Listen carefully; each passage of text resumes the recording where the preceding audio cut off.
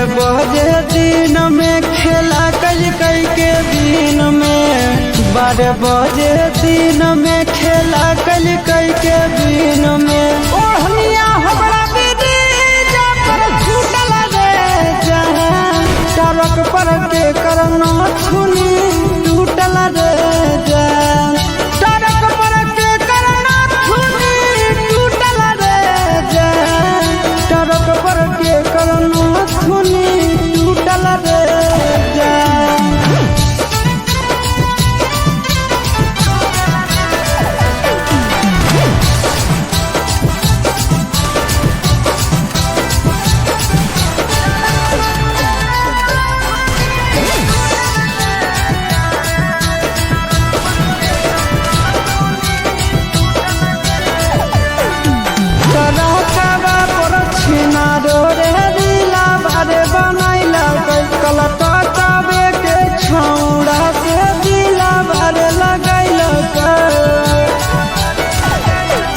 कवे पर छौड़ी रे दिला बारे बनैला कलकत्ता के छौड़ा से दिला बारे लगैला